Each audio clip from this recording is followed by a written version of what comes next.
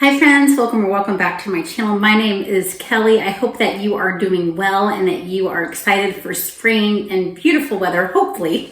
Hopefully not too many storms in your area. I know that it seems like the country has just been going crazy with weather lately. So hopefully all is well in your area. All is well in mine now.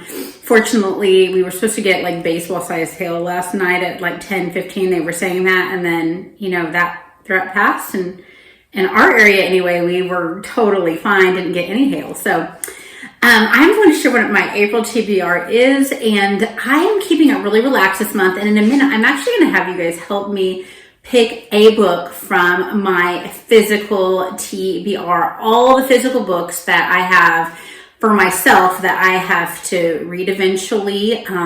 They all fit on one book cart, all the books that I own physically that I have not read yet. Now, let's not talk about the books that I've gotten for my kids, for me to read to them, or for them to read. We will not talk about that physical TBR because we would be here for quite a while. But if you're interested in me showing like maybe some historical fiction that I have for us to read, or some of the fantasy that I have for us to read, eventually, if that would be a video you'd be interested in, then let me know, and I can do maybe some sections of different types of books I'm going to read to my kids eventually, that we have on our physical TBR for the kids. That is totally different than my personal TBR. So first of all, I have The Bitter Side of Sweet, and this is a novel by Sullivan.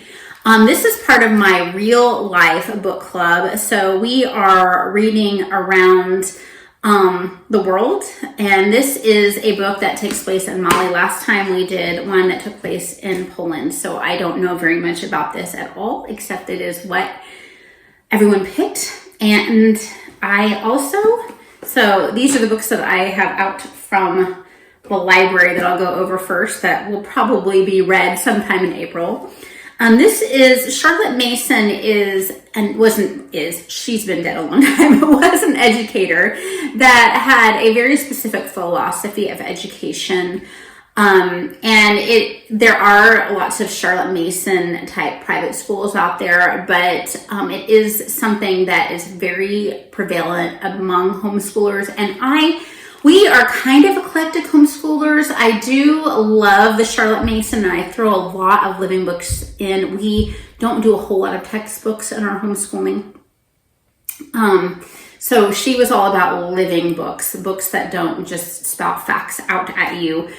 This is a book by Karen Glass called In Vital Harmony, and it goes over just her, Charlotte Mason, some of her main tenets. So I was interested in that one.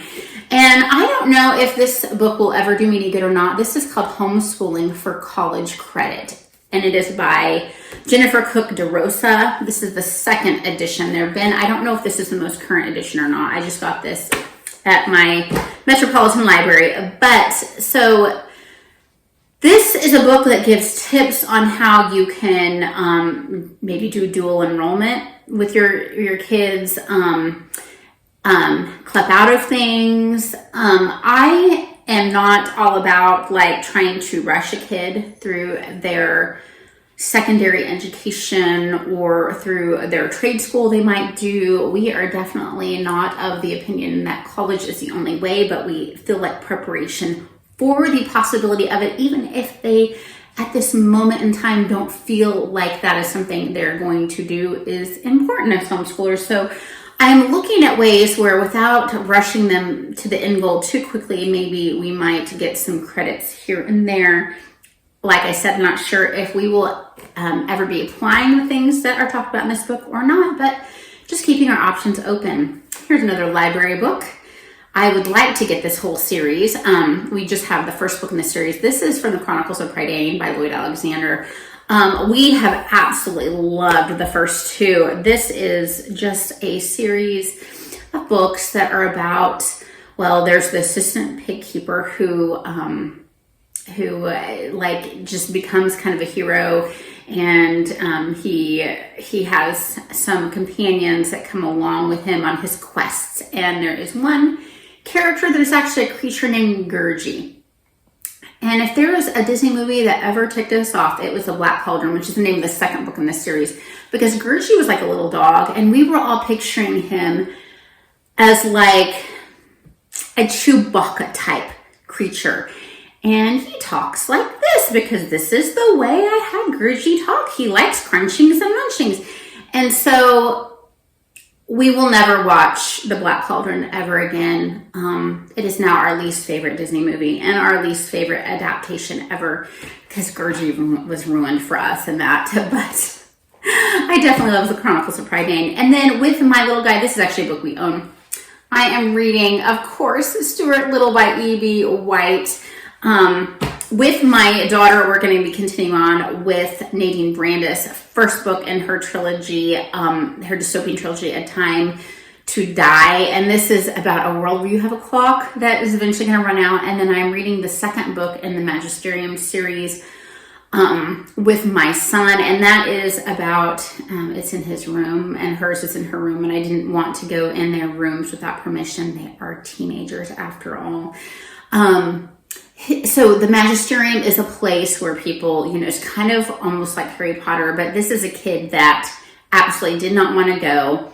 There are things about himself he absolutely did not know. And he makes friends along the way. You've got some kind of, wonderful friends, kind of like Harry Potter would have, like that really,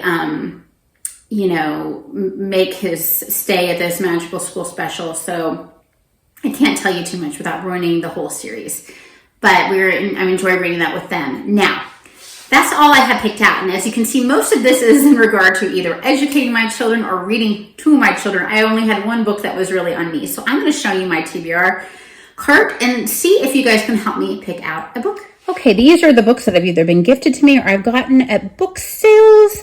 And I just noticed my golf balls are in here. I use those to roll my muscles out. It's a convenient place to have them.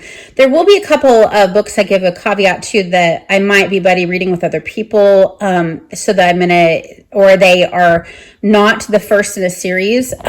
So this is The Fountainhead by Anne Rained. Then we've got The Birdwatcher by, who's that by? G. Willow Wilson. We've got Starlighter, and that is by Davis. The Scapegoat, Daphne du Maurier. That is one I'm going to put a caveat on because to choose because I might buddy read this. Then we have Prisoner of Time by Carolyn B. Cooney. Colleen Coble's Beneath Copper Falls. Joy in Christ's Presence, which I've already started, but and I'm reading slowly. But if you choose that, I'll just make sure I knocked that out in the month of April. Then Othello I have read before, but I would like to reread. Then we've got a collection of H.G. Wells. We've got The Invisible Man, and we've got The War of the Worlds. And then we've got Canterbury Tales, which I have never read. Pearl S. Buck's The Good Earth. The Grapes of Wrath by John Steinbeck. Yes, I have never read that. What a bad Oklahoman I am. And Hard Times by Charles Dickens, one of the few that I have not read by him. And then A Tree Grows in Brooklyn. I know, take away my reader card. I have not read that yet. By Betty Smith. Going down to the next row, River Runs Through It by Norman MacLean. Then we've got Flowers for Algernon. This is by Daniel Keyes, I think. The library thing. So I tried to actually start that for Epistolary January, and it did not go well at the time, but I might give another chance, be willing to give another chance. The Sun is also a Star, that lovely YA book. So this would be timely to read this now, since Jimmy Carter has recently passed. And the next book is Gift of Life, and that is by a man named Henry Landworth, and he created Give Kids the World of Village, which is where Wish Kids stay if they are going on a wish to Central Florida. We actually had a child go on a Make-A-Wish trip to Central Florida, so we stayed there, and it is his story surviving the Holocaust. Parenting by Ted Tripp. And this is The Quest for Character by John MacArthur. And this is In the Afterlight by Alexandra Bracken, a YA, I think fantasy. The Lady Is Mine by Francine Rivers. Okay, I would have to read The Mad Ship first because this is a series by Robin Hobb. I have read the first in the series. So Mad Ship would come next before Ship of Destiny, I believe. If I have that backwards, I can flip it and do the other ones. I can't read. This is one that's on my physical TBR because I got it for cheap at a library sale, but I can't do Robin Hobb's Assassin's Fate, yes, because I haven't read the other books in that series. And these are all books that were on my sister's book of the month. Beyond the Point by Clare Gibson, Alice Hoffman's The Rules of Magic, One by One by Ruth Ware, Before She Knew by Peter Swanson, and then this trilogy of In Paradise by Ellen Hildebrand. I've never read her. I don't know. Does she have a little bit like sort of smutty stuff in hers? My sister doesn't usually read smut, so I don't think so, but let me know if. And then A Good Marriage by Kimberly McCrate. And this is actually one that my stepdad let me borrow. I think I actually gave it to him, The Swords of Silence by Sean Curry. If you're familiar with any of these or have any thoughts, let me know, because I would love for you guys to pick another book for me to read this month. So vote in the comments what you would like for me to read. And of course, read a lot. Bye-bye.